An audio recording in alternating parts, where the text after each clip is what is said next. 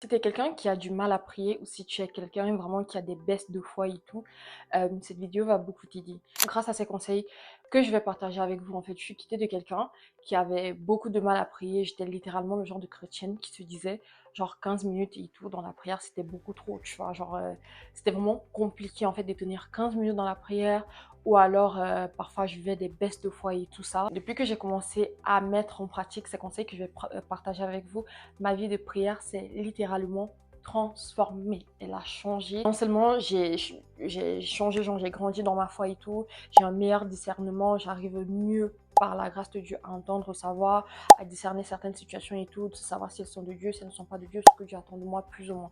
Après, j'ai encore beaucoup de chemin à faire. Mais en tout cas, ce n'est plus ce que c'était avant. Et aussi vraiment, voilà, je prie mieux par rapport à la volonté de Dieu. Ça me permet aussi d'accepter beaucoup plus facilement certaines situations lorsqu'elles ne vont pas selon ce que moi j'aurais souhaité ou planifié. En gros, j'ai juste une meilleure communion avec Dieu par sa grâce et voilà, grâce à ces conseils que je vais partager avec vous, quoi. Donc, et personnellement, le troisième et le quatrième conseil, vraiment dans cette vidéo, sont mes pépites en fait. Non pas que les autres ne sont pas importants, mais c'est vraiment les points clés en fait qui ont impacté ma vie de prière. Ok? Entre-temps, si on ne se connaît pas encore, moi c'est Laken Paola, bienvenue sur ma chaîne YouTube. Ici, je partage du contenu sur ma foi chrétienne pour vous motiver, vous édifier, vous encourager and all that good stuff. Du coup, si c'est le genre de contenu que tu aimes en fait, n'oublie pas de t'abonner, de liker et de partager cette vidéo car elle peut vraiment aider quelqu'un. Ok? Donc, du coup, mon premier conseil, c'est vraiment, ça semble bête et tout, mais c'est la prière. Il faut prier pour mieux prier. Ça veut dire quoi? Ça veut dire qu'il ne faut pas attendre, en fait, qu'on ait envie de prier, parce qu'on n'aura pas toujours envie de prier. Si on attend de dépendre de nos envies, en fait, pour prier, ça n'arrivera pas. Et je pense pour moi que la prière doit vraiment être une conscience, un état de conscience, en fait, c'est comme une seconde nature, en fait, pour n'importe quel chrétien. Du coup, ça veut dire que quand vous remarquez que votre vie de prière est en train de chuter ou si vous n'avez pas la motivation de prier, n'attendez pas d'avoir la force par vous-même pour prier, même dans votre lit, même dans un état de dépression, même dans un état de fatigue. Parlez là. Dès que vous avez la conscience de prier, priez directement. N'attendez pas d'arriver à la maison, n'attendez pas de vous mettre à genoux, que vous soyez, peu importe où vous êtes en fait, priez.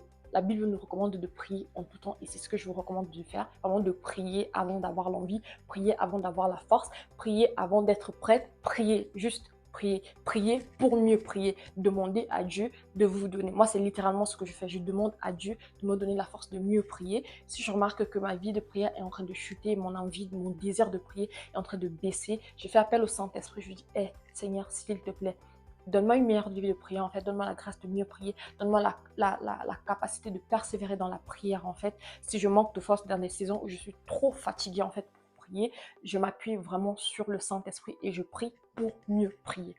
Je ne sais pas si c'est un sens, but you get it, ok? Donc voilà, c'est mon premier conseil. Il faut prier pour mieux prier. La deuxième chose, pour moi, c'est la discipline. Guys, je viens de le dire tout à l'heure et au risque de me répéter vraiment, vous n'aurez pas toujours envie de prier. Personne, bon, en tout cas moi je connais très peu de personnes qui ont constamment l'envie de prier. Du coup, qu'est-ce qui va se passer? On va mettre en place un système, une discipline, une routine. C'est comme quand vous devez manger, vous n'avez pas toujours envie de cuisiner, mais vous savez que votre ventre a besoin de nourriture. Vous n'avez pas toujours envie d'aller au travail, mais vous avez une discipline, c'est un mental en fait. Même les jours où vous n'êtes pas motivé pour aller au travail, vous vous levez quand même pour aller au travail parce que vous savez en fait que vous en avez besoin. Vous avez besoin de ces finances, vous dépendez de ces finances en fait. Et je pense que la prière doit vraiment être le moteur de notre vie chrétienne et de notre vie de façon générale en fait. Dans le livre de Marc, le chapitre 1, verset 35 en fait, on voit que Jésus en fait se levait le matin tôt pour aller prier. Et j'ai trouvé ça bien parce que déjà, de un, tout son ministère en fait découlait de la prière, que ce soit les miracles, le choix des disciples, tout ce qu'il faisait en fait, il le faisait vraiment par la voie de la prière. Et sachant que voilà, au courant de la journée, il allait être occupé à guérir les malades, chasser les démons, répondre aux besoins du peuple, en fait, coacher les disciples et tout ça. Je pense que voilà, c'était clair au cours de la journée, c'était très difficile en fait d'avoir ce moment d'intimité, de communion là avec le Père. Du coup, en fait, il se levait tôt pour prier. Et c'est vraiment ma deuxième recommandation pour cette vidéo. pour votre vie de prière, si vous voulez la transformer, ayez une discipline, ayez, dans la prière, ayez des temps de prière. Même chez les musulmans, en fait, on voit que voilà, ils prient 5 fois par jour, si je ne me trompe pas. Je pense qu'ils ont des temps spécifiques où ils prient. Alors, pourquoi c'est différent chez les chrétiens? On doit avoir une discipline, on doit avoir nos temps de prière, en fait, que ce soit les temps individuels de prière et aussi en groupe. On doit avoir un moment de la journée où on se dit, OK, j'arrête tout dans les 24 heures que Dieu m'a donné. C'est ce temps-là que je vais prendre. Alors, bien sûr, le choix vous est donné. Si vous n'êtes pas quelqu'un du matin, faites-le le soir. Si le soir, vous ne pouvez pas, faites-le en journée, à midi, peut-être pendant votre pause ou à n'importe quel moment qui vous convient, en fait. Mais mettez une heure, fixez une heure dans la journée, chaque jour, si possible, vraiment, pour pouvoir prier et respecter autant que possible, en fait. Et c'est cette discipline-là, en fait, qui va faire en sorte que vous aurez de moins en moins de baisse de foi. Parce que même le jour où vous n'aurez pas la force de prier, vous savez que vous avez un rendez-vous avec le divin, vous avez un rendez-vous avec Dieu et tout. Et vous devez, en fait, de respecter ce rendez-vous-là. Les choses ne fonctionnent pas toujours par le désir, par la motivation, mais par la discipline. Et voilà. Moi, personnellement, c'est aussi ce système qui m'a aidé à mûrir dans la foi, où chaque jour, j'ai une heure spécifique à laquelle je prends ma Bible, même si j'ai la flemme et tout, je prends ma Bible, je m'éloigne un peu de mon fils, si mon mari est là, de mon mari et tout, et je fais ce que j'ai à faire, je passe du temps avec mon père. D'accord? Ensuite, mon troisième point, ma pépitos, ma pépitas, non, en fait, mon troisième point pour cette vidéo, c'est la prière en groupe. Ah, baby, I cannot stress enough how important it is. Rien que pour vous dire, en fait, la prière en groupe. Je vous ai déjà dit sur cette chaîne, en fait, que je n'étais pas le genre de chrétienne fervente, vraiment dans la prière et tout. Mais le fait de prier, quand je vous dis, déjà, je fais partie d'un groupe de prière. Et vous voyez les personnes des ratatatatata. Naï. Donc, en fait, ça fait que quand toi, tu viens en tant que débutante comme moi et tout, genre, je sais pas, en fait. Quand tu vois quelqu'un vraiment fervent dans la prière et tout, même si tu n'avais pas envie de prier, ça te fait quelque chose, en fait. Même si tu avais la flemme de prier et tout, ça, voilà, ça te soulève, ça te donne envie de Shekinah à ton tour. Je sais pas si tu vois et tout. Moi, franchement, déjà, je prends ce moment pour remercier vraiment mon groupe de prière à la ligne de bien, cause you guys, quand j'ai dit mon groupe de prière, c'est pas genre, c'est moi qui l'ai fondé ou non. C'est juste les personnes avec lesquelles je prie, les jeunes de mon église et tout. And you guys, en tout cas, c'est tout ce que je veux dire. Genre, vraiment, il y a eu des fois où j'avais pas envie de prier, mais que je savais que j'avais la prière et tout. Et le fait d'entendre quelqu'un d'autre prier, ça m'a donné envie de prier. Il y a des situations, en fait, que ce soit les miennes ou d'autres personnes, en fait, que vraiment des personnes où ils étaient au bord de la dépression. Et le fait de prier en groupe, ça vous permet déjà la communion fraternelle. Je pense qu'il y a un nombre incalculable de versets bibliques qui démontrent à quel point la puissance du Saint-Esprit agit lorsque nous prions ensemble. Et au-delà de ça, en fait, au-delà même de vous, de ce que Dieu est capable de faire pour vous quand vous priez avec les autres, en fait, Dieu est capable de passer par vous pour relever la situation de quelqu'un d'autre. Je ne peux pas vous dire le nombre de fois, en fait, qu'on a eu des situations au sein de notre groupe et tout, où des personnes, voilà, étaient un peu dans des situations compliquées et où rien que la prière de quelqu'un d'autre a relevé, même moi, rien que la prière de quelqu'un d'autre, ça m'a fait du bien, en fait, ça m'a donné la motivation, ça m'a donné la force, l'essence dont j'avais besoin pour la journée pour pouvoir continuer. On est trop dans cette génération de méfiance, de moi, et surtout, on est surcomplexé. Genre, moi, je ne prie pas comme les autres, moi, je ne fais pas ceci comme les autres. Jésus avait 12 disciples, aucun d'eux n'était pareil. Dieu t'a créé de façon unique. C'est pas parce que tu ne pries pas à voix haute comme tu ne cries pas dans la prière comme l'autre crie. C'est pas parce que tu ne pries pas en langue, en fait, que tu pries mal. Apprends à vivre en communauté. Apprenons à vivre en communauté. Apprenons vraiment à accepter le fait que, ok, la communion fraternelle, en fait, c'est quelque chose d'essentiel pour notre vie. Dieu est littéralement capable de changer des décrets, des nations et tout. On a vu dans le livre des Actes, en fait, que l'Église a prié. Il y a des choses qui ont changé. Il y a des prisonniers qui ont été libérés. J'ai déjà eu, comme je vous dis, un nombre incalculable de situations où je suis partie à l'église et tout. J'ai vraiment sollicité la prière par rapport à une situation. Et ce n'est que là que j'ai vu que cette situation-là a changé. Parce que l'église, en fait, reste, que vous le vouliez ou pas, l'ambassade du Christ sur terre. Est-ce que on fait tout bien? tout parfaitement, absolument pas. Mais c'est dans cette imperfection, en fait, que Dieu, lui, il vient nous montrer sa perfection. OK? So, la prière en groupe.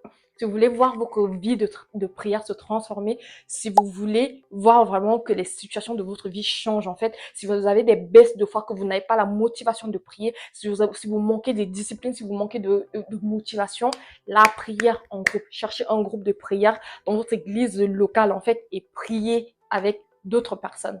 OK? Ma dernière, vraiment pépitas de chez Pépite, pour cette vidéo, c'est son excellence, son altesse, le maître de tout l'univers, le Saint-Esprit. Comment vous expliquer en fait? Je prie vraiment et j'espère par la grâce de Dieu que un jour, j'aurai vraiment le privilège de faire une vidéo sur le Saint-Esprit. Que Dieu vraiment me donne la sagesse et la maturité spirituelle de pouvoir le faire un jour. Mais quand je vous dis, juste le fait de laisser en fait le Saint-Esprit entrer dans ma vie et tout, oh, voilà. Quand je vous dis le Saint-Esprit, imaginez-vous que Dieu en fait, voilà, nous a créés et tout, le Seigneur nous a créés. Après, voilà, il est venu suite, il a fait son ministère, il est mort, il est remonté au ciel. Mais il a dit, je vous donne mon Saint-Esprit. Ça veut dire que quand tu as besoin de quelque chose, c'est la présence de Dieu. Parce que Dieu nous connaît en fait. Nous les humains, on est faibles. Nous les humains, parfois, on n'a pas la capacité de faire certaines choses en fait. Et moi, désolée, je travaille presque à temps plein. Je suis maman, j'élève mon fils seul, même si je suis mariée et tout. Pour la plupart du temps, en fait, quand mon mari n'est pas là, je m'en occupe seule et tout. Et même avant qu'il soit dans ma vie, parce que ça ne fait que 4 mois que je suis mariée, j'étais mère célibataire et tout ça, tu vois. Donc, vraiment, servir à l'église à côté de ça, avoir mes propres projets, entretenir sur ça, c'est compliqué, c'est normal, c'est humain. Parfois, on a la flemme, parfois, on est au bout de notre life, parfois, il y a des situations, et sans oublier qu'il y a notre ennemi éternel, le diable, en fait, qui ne nous facilite pas la tâche, en fait, qui vient empirer des choses. Mais le Saint-Esprit, les gars, est celui qui peut transformer toutes choses.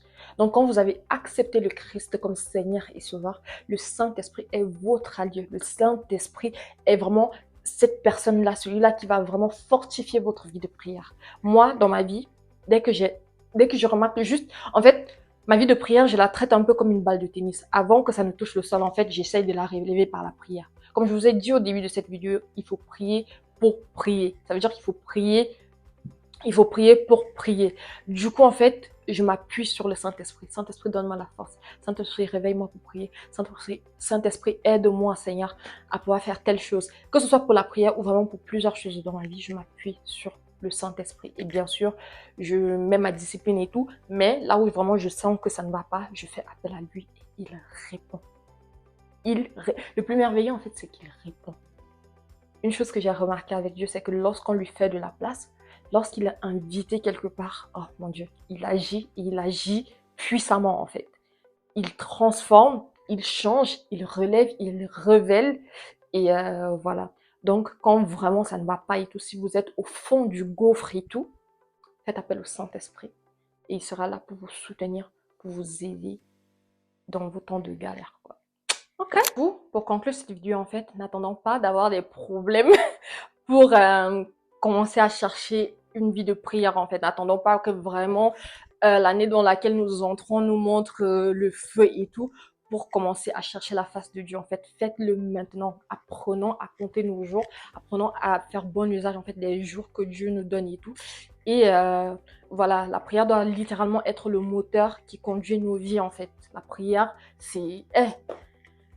2025, j'ai trop appris. Toutes les attaques vraiment qui sont venues sur mon chemin et tout, j'ai trop appris. Et moi, ça m'a juste appris à chercher la face de Dieu en fait, à avoir une meilleure vie de prière. Est-ce que je suis devenue quelqu'un de magicalement parfaite?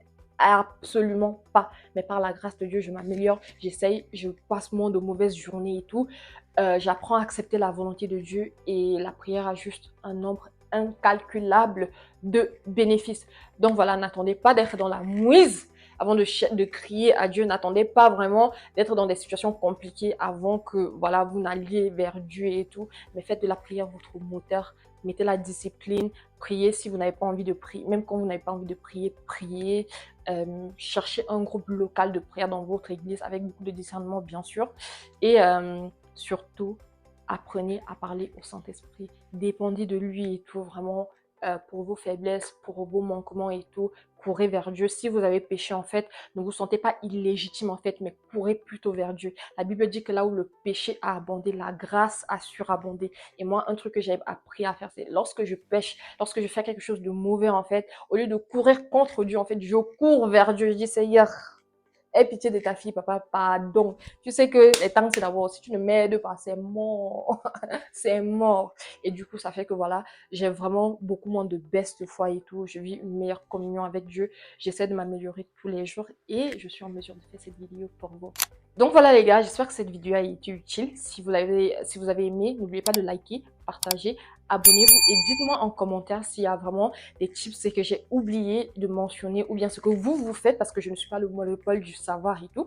Dites-moi ce que vous faites en fait pour éviter les baisses de foi, comment vous vous entretenez en fait, votre vie de prière, comment vous avez réussi à transformer votre vie de prière. En fait, je pense très clairement que votre expérience peut édifier quelqu'un d'autre et tout. Donc voilà, dites-moi dans les commentaires. And until next time, people, stay blessed. Mwah.